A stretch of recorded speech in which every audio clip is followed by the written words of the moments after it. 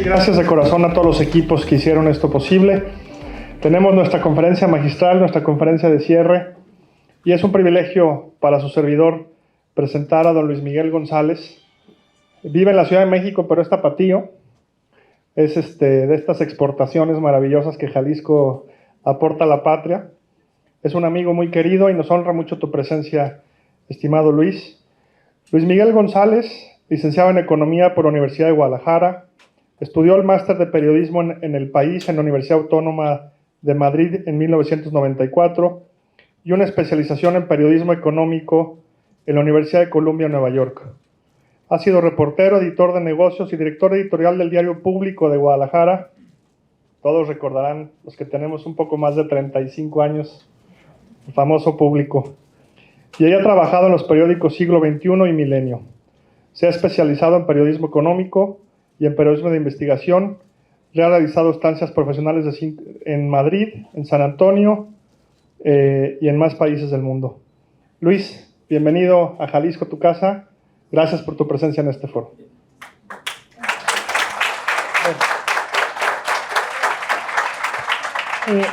Muchas gracias por las palabras de bienvenida y muchas gracias por la oportunidad de platicar con ustedes. Me disculpo si algunas de las cosas que digo no van exactamente en la partitura del evento. Trataré, a partir de lo que escuché, de tender puentes con algunos comentarios muy interesantes que escuchamos en el panel anterior. Le titulé a la presentación, no se preocupen si no lo pueden leer, son más bien guías para mí, para poder conversar con ustedes. Le titulé Economía Mexicana, instrucciones para ver un objeto que se mueve en cámara lenta. Cuando vemos lo que ha pasado con México en las últimas 3 o 4 décadas, podemos tener dos perspectivas. Desde adentro tenemos la sensación de que vamos muy rápido, de que todo pasa muy rápido. Cuando vemos lo que está pasando en el mundo, pues diríamos, México es un país que va relativamente lento. Si nos vemos frente a Asia, frente a otros países emergentes, pues tenemos tasas de crecimiento que son relativamente bajas. Y sobre todo, tenemos una tasa de innovación, de incorporación de lo nuevo mucho menor. Otra vez, el gran referente en las últimas 3 décadas es Asia. Empezamos. Todo el tiempo estamos tratando de vernos en 2 espejos o en 2 pantallas. ¿Qué pasa con crecimiento y qué pasa con indicadores de estabilidad? En los últimos 30 años, poquito más, México ha sido muy bueno para todo lo que tiene que ver con estabilidad y muy malo para crecer. ¿Qué quiero decir con estabilidad? Fundamentalmente inflación, incluso estabilidad del tipo de cambio. Y cuando la pregunta sobre el comportamiento de la economía mexicana es ¿cuánto crecemos?, invariablemente la respuesta es menos de lo que deberíamos. Este es el dato de inflación, los que tienen más años, más todavía que mi amigo Javier. En los 80s vivimos inflación superior a 100%. Marcó una especie de trauma nacional y a partir de eso se hicieron algunos cambios estructurales. El más importante es la autonomía del Banco de México. Cuando vemos por qué México ha conseguido buenos resultados consistentes con el tema de la inflación, la respuesta puede ser muy compleja, pero si tuviéramos que quedarnos con una explicación es: hay un antes y un después de la autonomía del Banco de México. Es una institución que tiene un mandato único y es garantizar en el mediano y largo plazo que los precios estén bajo control y que la moneda valga.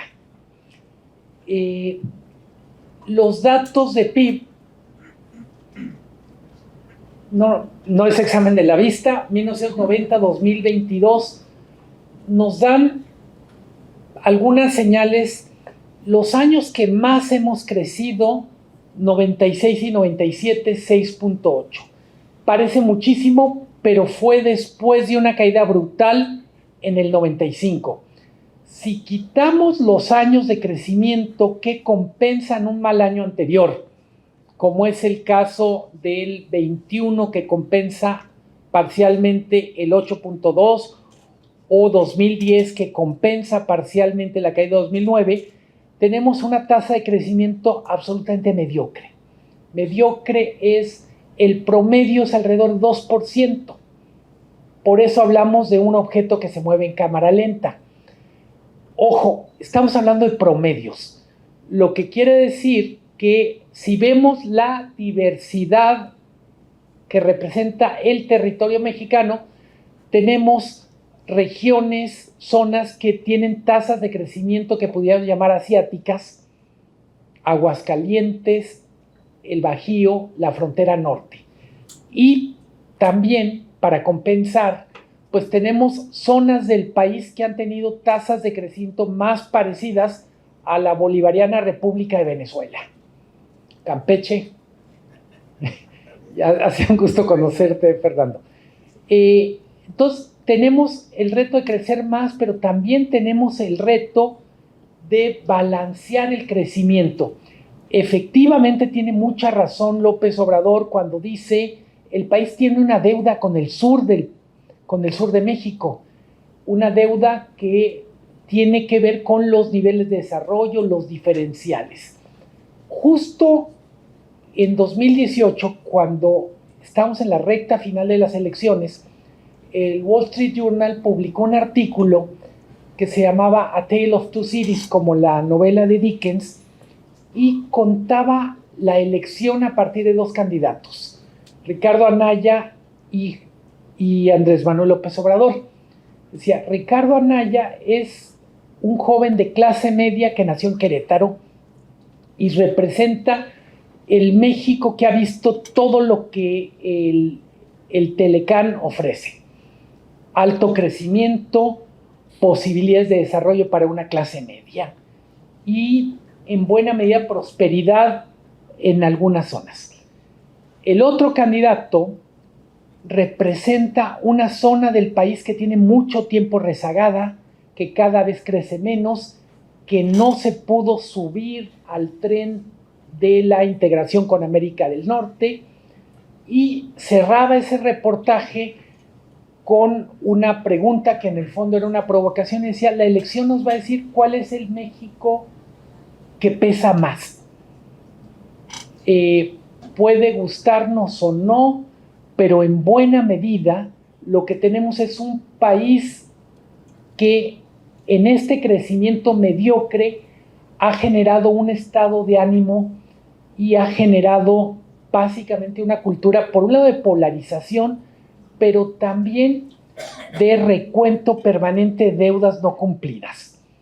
Cuando decimos un país crece poco, una región crece mucho, una empresa está creciendo mucho, no solo estamos hablando de números, hay estados de ánimo que están relacionados con la tasa de crecimiento.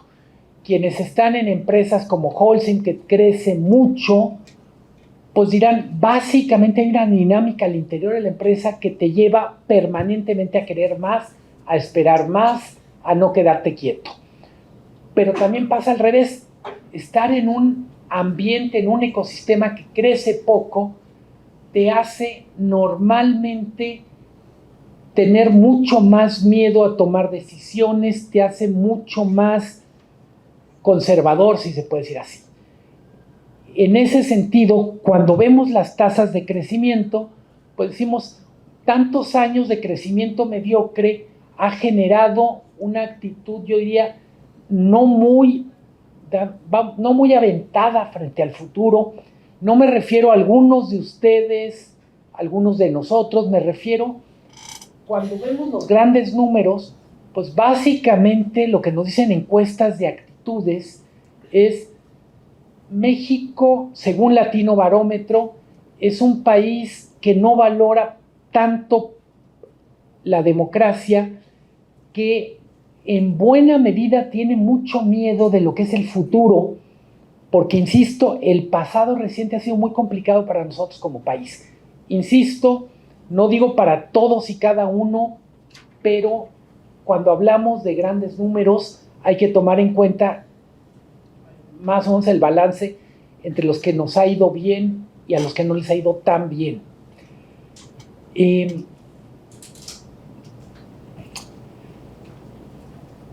Me quiero enfocar un poquito en 2023. Voy a decir cosas que seguramente ustedes saben, así que voy rápido. Estamos prácticamente todos los que hacemos análisis económico haciendo un ajuste hacia arriba de los pronósticos. Decimos, México va a crecer 2.5, más o menos. Más importante que el porcentaje son las razones. Y aparece una palabra que ha estado prácticamente en estos 2 días con ustedes, el famoso nearshoring o relocalización.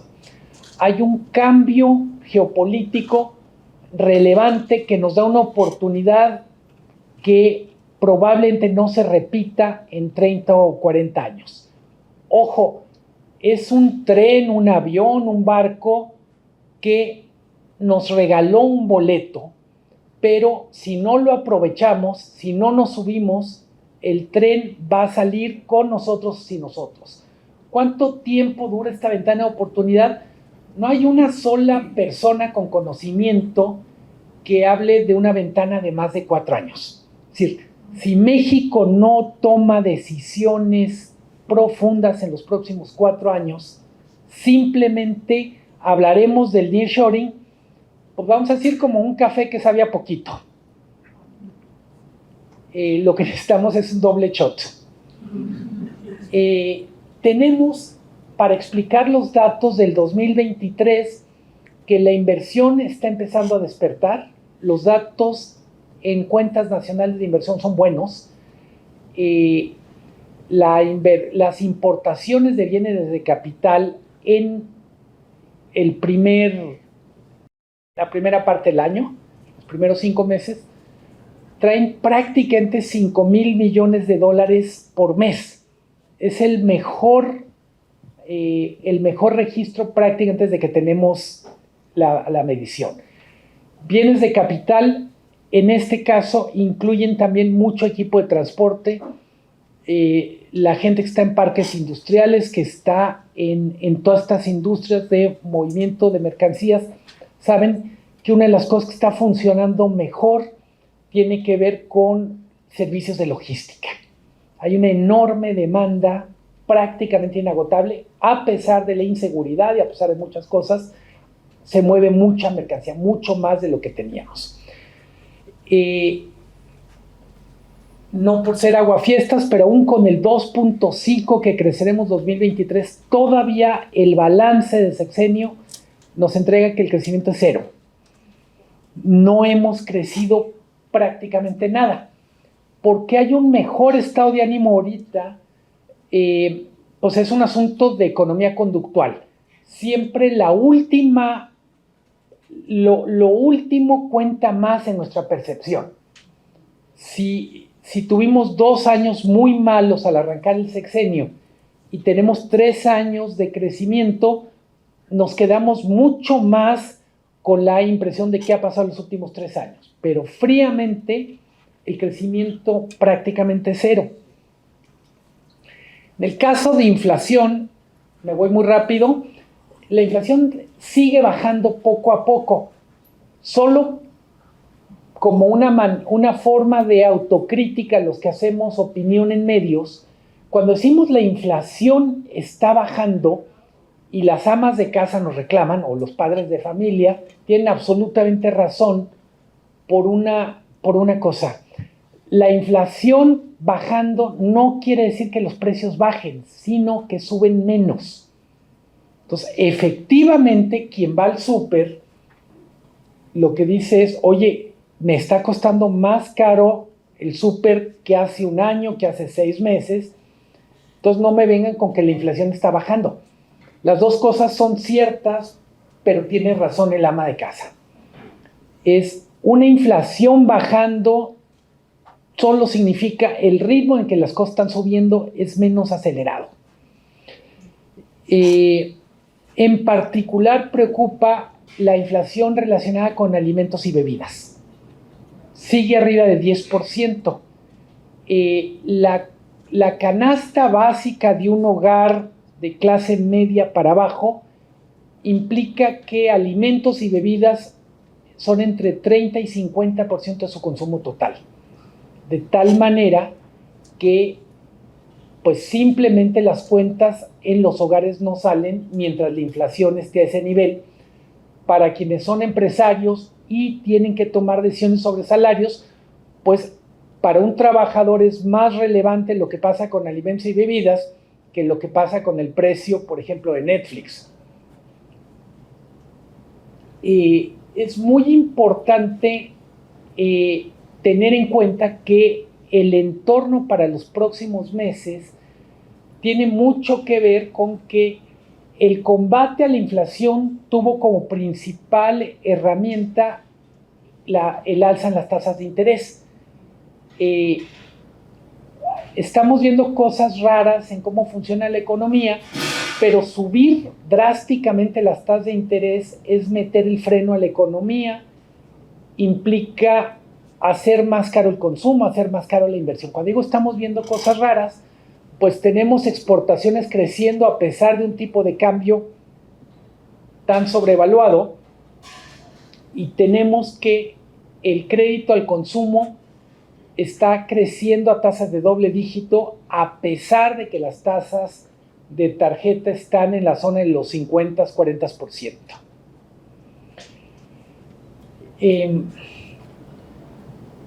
Quiero tender un puente a partir de esto a lo que es la temática de este foro.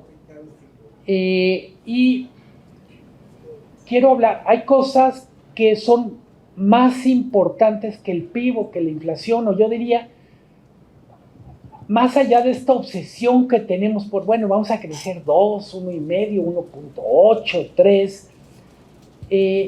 Desde mi punto de vista, lo más relevante que está pasando para México es hacer literalmente una evaluación de cómo nos estamos alineando como país a lo que yo llamo las 4 grandes transiciones que vive el mundo.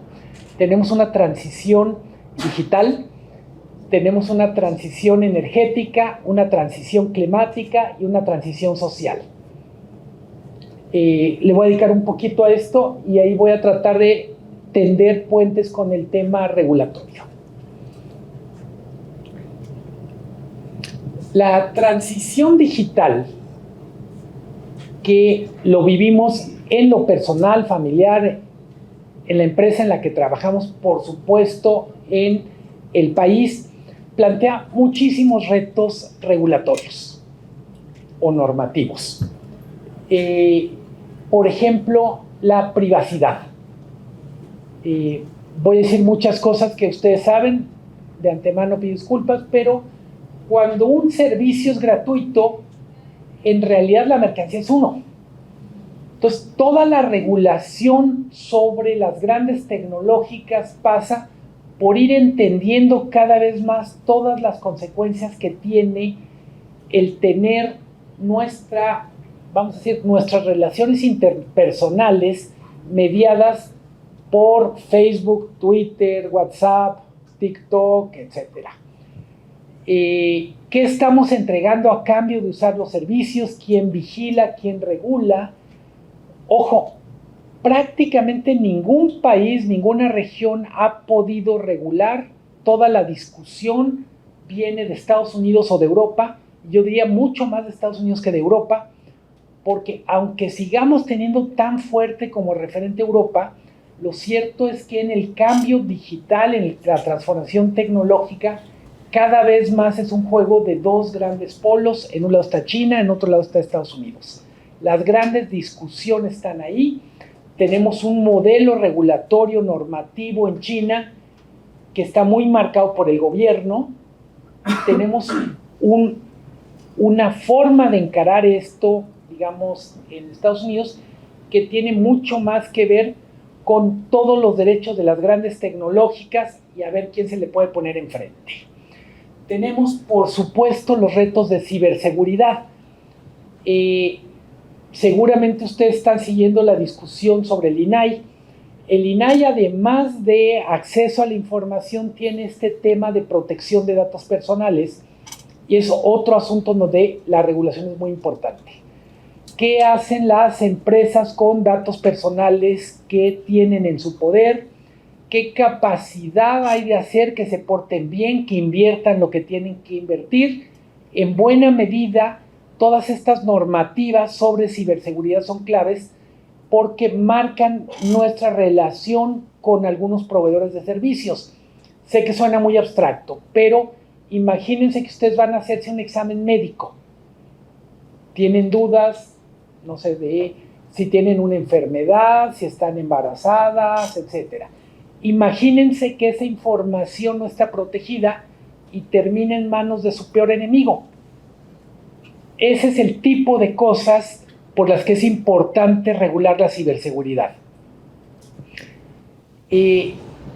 Tenemos, por supuesto, toda la infraestructura de telecomunicaciones y cómo está regulada. Obviamente tiene que ver con qué incentivos hay para invertir, qué impuestos pagan, qué derechos tenemos. La que acaba de asumir como canciller, Alicia Bárcena, fue mucho tiempo secretaria ejecutiva de la CEPAL, y ella planteaba un tema, dice, la integración de América Latina pasaría por una homologación de reglas, por ejemplo, en telecomunicaciones. Hablamos el mismo idioma, tenemos mercados parecidos, pero mientras tengamos normativa tan diferente, por ejemplo, entre México, Guatemala, Costa Rica, el pensar que podemos hacer comercio electrónico sin fisuras entre nuestros países es simplemente imposible. Entonces, mucho del tema de telecomunicaciones pasa también por una reflexión, yo diría, casi como de psicoanálisis colectivo, y es a qué barrio pertenecemos. Con frecuencia pensamos que nuestra regulación tiene que estar muy homologada con Estados Unidos porque es nuestro mayor socio comercial, etc. Por supuesto que sí, pero para muchas cosas, por ejemplo, industria cultural, comercio en el que cuestiones de idioma, de idiosincrasia son clave, pues simplemente no basta con caerse bien y hablarse por teléfono. Si en telecomunicaciones nuestros países hablan diferente idioma a través de diferentes reglas, no hay nada que hacer. Y, por supuesto, ya he hablado todo lo que tiene que ver con regulación de Big Tech. Piensen todos los nombres con los que ustedes están teniendo algún tipo de interacción. Para una región tan importante en turismo como es Jalisco, por ejemplo, regular o no regular Airbnb es fundamental. Y pues yo lo que pienso, un poco escuchaba en el panel anterior, si uno lo pudiera reducir a una sola frase, lo único peor a no tener regulación es tener una mala regulación. Entonces, en muchas de estas cosas hay que tener mucho cuidado. Podemos detectar el problema y decir, bueno, hay una competencia desleal para el sector de turismo formal, etc. Pero si alguien literalmente con patas de elefante se aproxima a eso y lo echa a perder, pues te quedas literalmente con el peor de los mundos. Ni lo moderno va a funcionar, pero tampoco lo viejito.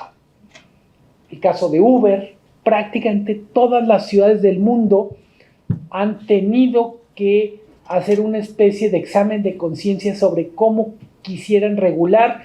Tiene que ver con movilidad, tiene que ver con derechos adquiridos de los concesionarios de taxi, pero en última instancia tiene que ver con la capacidad de transformación que tiene la tecnología y, vamos a decir, lo complicado que es para los ciudadanos relacionarse con las grandes tecnológicas sin una mediación de las autoridades, me refiero a mediación inteligente. La otra transición relevante tiene que ver con energía. Lo explicaban mucho mejor de lo que yo lo puedo hacer en el panel anterior. El imperativo para las empresas es reducir emisiones. Si se consigue, hay una especie de círculo virtuoso donde la reducción de emisiones significa menores costos en lo interno, pero también menores externalidades.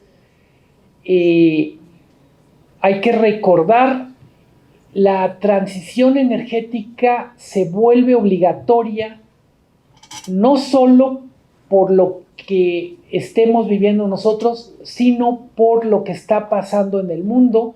Hay compromisos de reducir reducir las emisiones para a su vez reducir el ritmo del calentamiento global. No se están cumpliendo. Con frecuencia México quiere subirse a un argumento que usan, por ejemplo, India y China, y es injusto que los países desarrollados nos pidan reducir emisiones porque cuando ellos vivieron su proceso de industrialización tuvieron permiso para contaminar. Francamente es absurdo en el punto en el que estamos. México aporta más o menos 1.5% de la emisión del mundo. Es un jugador pequeño comparado con China, India, Estados Unidos, pero mucha de la discusión en los próximos años sobre normativa va a tener que ver no solo con emisiones, sino con cuestiones de mitigación.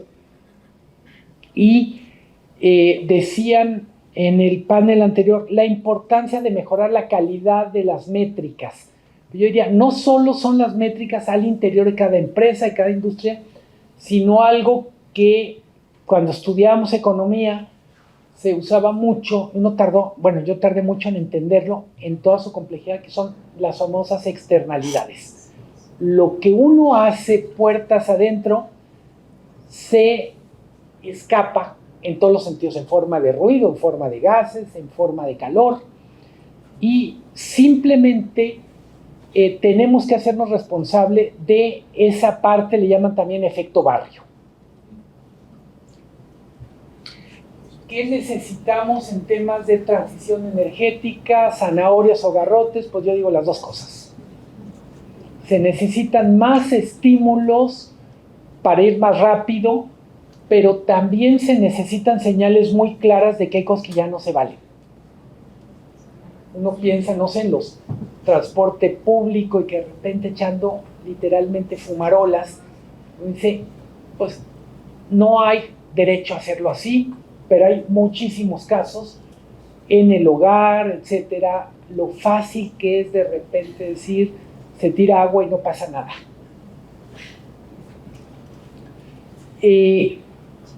La otra transición que para mí es relevante y que implica muchísimos retos normativos está en lo social. Tenemos el desafío, por ejemplo, de equidad de género, tenemos el desafío del envejecimiento de la población, la protección e inclusión de grupos vulnerables. Bueno, justo hoy termina el mes de orgullo para la comunidad LGTB. Está también como grupos vulnerables, discapacitados, migrantes.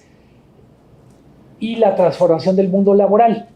Me quiero detener tantito en los retos normativos. Alguien levantó la mano al final del panel anterior y decía, si estamos hablando de nearshoring, ¿dónde está la voz de los trabajadores cuando una fábrica cambia de lugar y que al final implica pasar de estar cerca a estar a 2 horas de lugar de trabajo? Son muchísimos retos. Yo diría, a mí de este sexenio, yo me quedaría con las reformas laborales, que tienen mucho que ver con compromisos en el TEMEC, pero que también tienen que ver con una puesta al día respecto a discusiones. ¿Dónde está el balance entre trabajo y vida? ¿Dónde están los derechos de mujeres en el trabajo? Y cuando revisamos otra vez lo que ha pasado en el mundo, pues México va muy tarde. No necesariamente está claro qué tan rápido podemos ir, porque no solo competimos con Estados Unidos, pienso por ejemplo para el caso de la industria del vestido, estamos compitiendo también con Centroamérica. Entonces, nuestra velocidad de cambio tiene que incorporar no solo lo que está haciendo Estados Unidos, lo que estamos haciendo nosotros, sino cuál es el ritmo de cambio que tienen algunos competidores.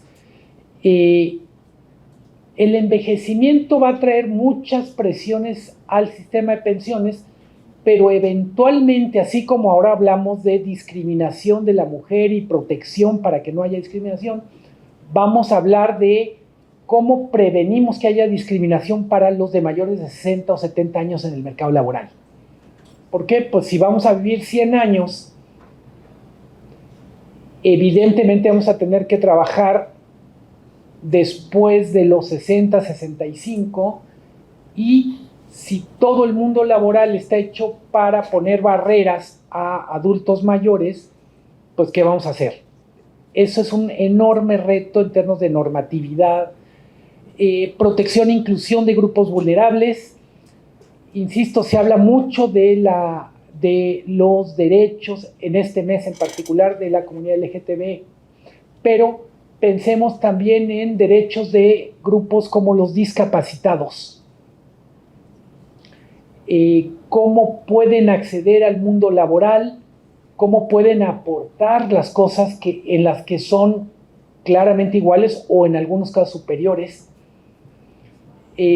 Son muchísimos retos para, yo diría, lo que desde la sociedad se plantea como un desafío ético, desde el punto de vista de normativa, es cómo le hacemos para que esto funcione, cómo le hacemos para que a la hora de que funcione no solo seamos más justos, sino cuando menos igualmente productivos. Al final, pues yo digo, una empresa incorpora mujeres a sus consejos de administración, a su equipo de trabajo, no solo porque se vea bien, está demostrado que es más productivo un corporativo, es más productivo una empresa que incorpora mujeres cuando menos en una proporción del 40% respecto al total. Lo mismo ocurre con otros grupos que en este momento están excluidos. Insisto, es un desafío social, pero que se tiene que traducir en normativas. Lo mencionaban en el panel anterior, todas estas normativas tienen que ser producto de un diálogo, yo diría, entre los grupos a los que se quiere beneficiar, la empresa, el gobierno, pero también los famosos stakeholders. El capitalismo prácticamente en los últimos 25 años pasó de ser un capitalismo de accionistas, shareholders, a un capitalismo de stakeholders. Si lo tuviéramos que traducir al español de manera coloquial, pues es un capitalismo de metiches. Es cualquiera que se sienta que una decisión que está tomando una empresa le afecta, tiene derecho a opinar. Los vecinos, los clientes o incluso los que no compran.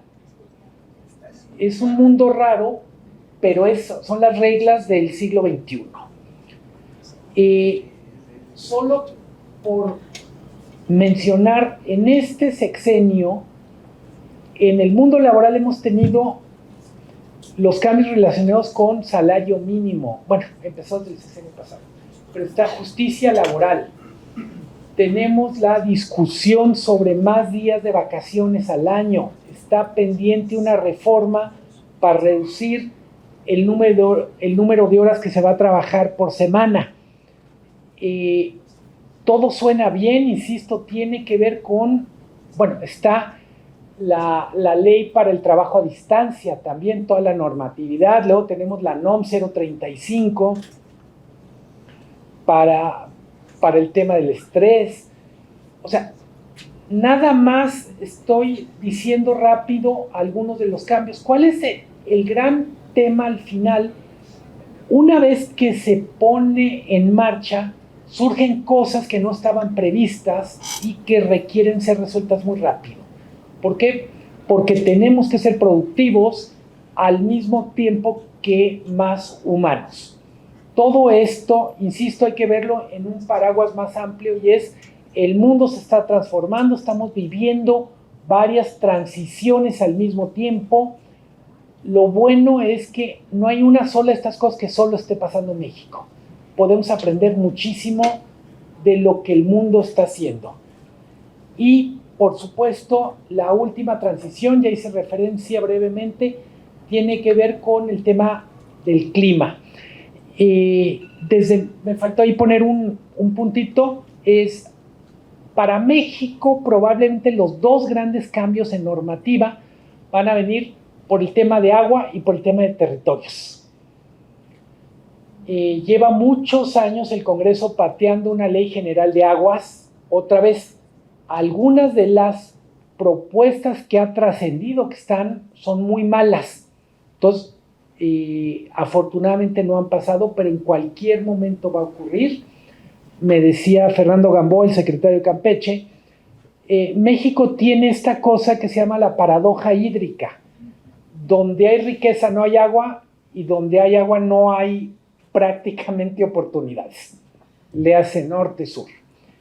En cualquier caso, vamos a necesitar una ley de aguas que nos acompañe para los próximos 30 o 40 años.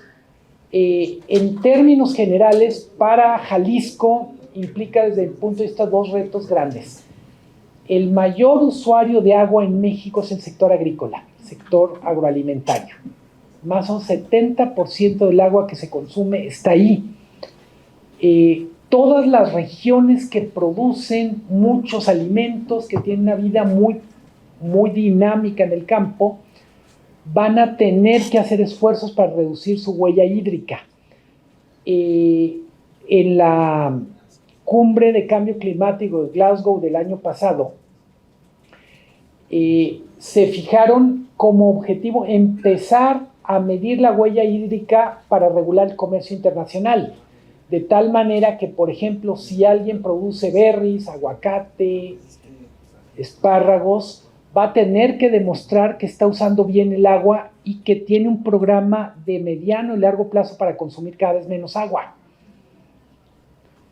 Eso nos mete en otra regulación sobre transgénicos. Una de las opciones para producir alimentos que consuman o que usen menos agua tiene que ver con usar alimentos semillas genéticamente modificadas que a su vez permitan producir alimentos. Es una discusión, yo diría, que vale la pena tener. La ciencia alrededor de la alimentación está evolucionando constantemente. Hasta ahora no hay pruebas de que hagan daño, pero si aparecen evidencias, tendríamos literalmente que revisar qué estamos haciendo. Solo lo digo en el tema climático. Hago mucha referencia al panel anterior porque me parece que fue de mucha calidad. La discusión de los foros sobre cambio climático en el mundo han pasado de ver algunas industrias, entre comillas, tradicionales, como acereras, cemento, como energía, como grandes contaminadores, y están poniendo cada vez más énfasis en lo que está pasando en la producción de alimentos. Los últimos reportes, prácticamente los últimos 10 años, hacen mucha referencia a todo el impacto que tiene en el clima la producción de alimentos. Le vamos a tener que entrar, necesitamos dar de comer a más gente, seguimos teniendo hambre, pero además necesitamos que la producción de alimentos genere literalmente menos daño en el planeta. Decía también el tema del reto de normatividad territorial. Se habla de nueva ruralidad, de nuevo equilibrio entre campo y ciudad. En el fondo tenemos, yo diría, un último medio siglo desastroso en manejo de territorio. Es en zona metropolitana de Guadalajara, es la Ciudad de México, es Monterrey, es Cancún, todos los casos de éxito, de crecimiento, han sido a pesar del desorden, del desastre territorial que hay alrededor. Se genera mucha riqueza, pero se generan muchísimas externalidades de las que nadie se hace cargo. Es el tema de movilidad, es el tema de la contaminación y este intangible que cada vez nos importa más, que es calidad de vida.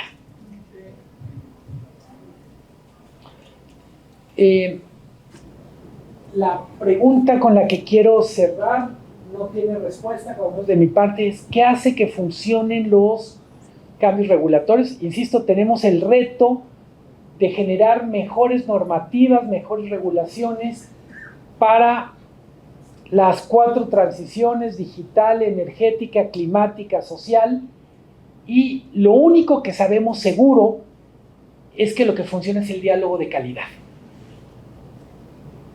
que necesitamos una mesa más grande, que los que han estado normalmente sentados no son suficientes, necesitamos más voces, necesitamos, no lo mencioné, pero el mundo laboral por primera vez tiene a 4 generaciones trabajando en el mismo espacio, bueno, en empresas grandes. Eso implica muchos retos, pero también una riqueza de puntos de vista que también, y quiero cerrar en ese sentido con una nota positiva, somos muy afortunados de vivir en una época con tantos retos, pero también con tantos recursos para hacerles frente. Quiero dar las gracias, reitero mi agradecimiento a mis anfitriones y a todos ustedes por su paciencia.